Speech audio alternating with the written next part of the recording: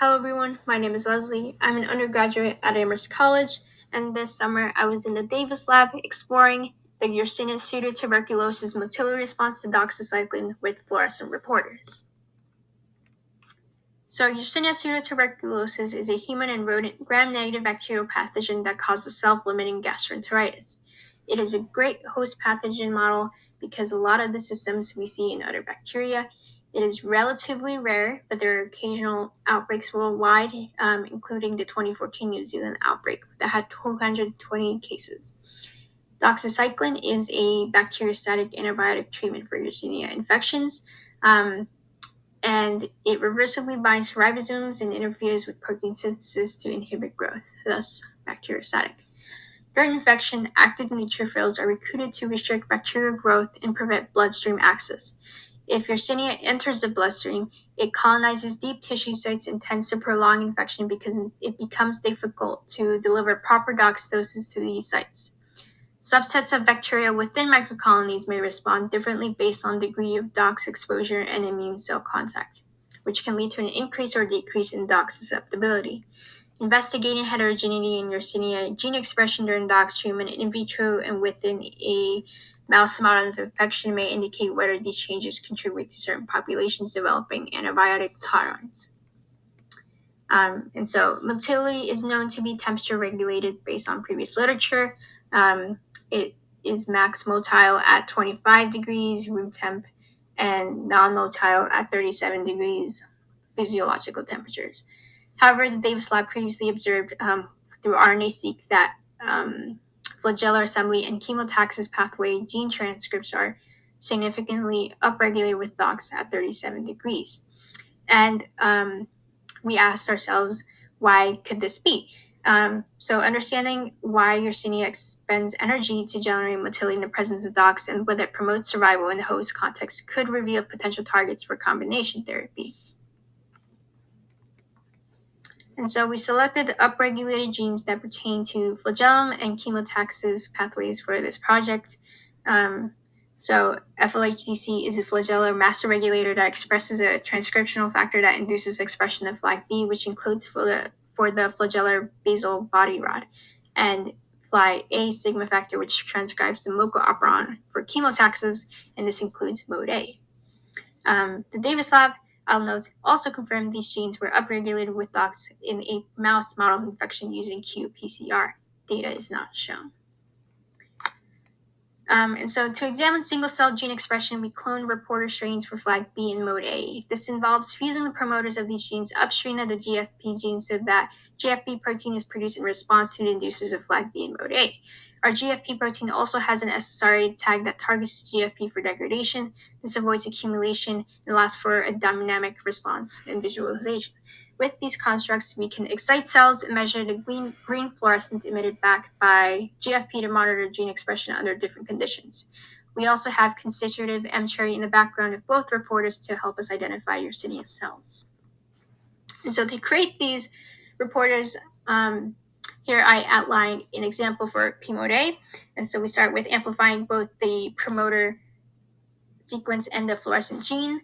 And then through overlap PCR, we can fuse these two together and introduce, with the primers, we can introduce cut sites so that during digestion reactions, we can digest the insert and the vector so that they produce sticky ends and they can be ligated together to form our construct in the plasmid, and we can transform these into E. coli, culture them into abundance, and then extract the DNA, and then this DNA can be confirmed through sequencing, and once confirmed can be transformed into a Yersinia strain that has the integrated M-cherry to create our final reporter. The deletion construct for FLHD is slightly different in that involves amplifying 5' and 3' homology arms flanking FLHD instead so that the overlap insert excludes the gene. Triparental mating at the end incorporates the deletion into the genome. And so to test these constructs, we performed some growth curves and sampled some cells for fixation. And so this involves getting 3 biological replicates per construct, culturing them overnight for 6 to 18 hours at 26 degrees, which again is when it's supposed to be max motile. So we also did a 150 dilution at this 0-hour time point, pelleted and fixed the cells with 4% PFA. And then we continued with the 1:100 dilution with 2 separate tubes, one in which we added a final concentration of 1 microgram per mil of dox, and then we grew them up at 37 degrees for 4 hours at 2-hour time points, taking absorbance values and confirming that growth was inhibited by dox over time. And then at the 4-hour mark, we pelleted and fixed the samples with 4% PFA. This is in preparation for microscopy, as we are going to add agarose pads onto slides to immobilize sampled bacteria. We aim to test our reporter constructs under 3 conditions in vitro. Based on previous findings, we would expect to see maximum GFP expression at 26, low expression at 37, and an upregulation at 37 with dox that's comparable to the 26 control. For the deletion construct, delta FLHC, we would expect relatively low GFP signal as it is the upstream master regulator knockout. It should not contribute to flagellar and chemotaxis gene transcription. Through fluorescence microscopy, we can visualize gene expression at the single cell level. And so shown here are representative images for the P-mode A, GFP, SSRA constructs in Yersinia cells. So we have our 3 conditions.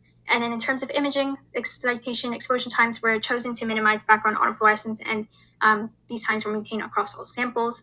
And then for analysis, 5 images were taken for each condition.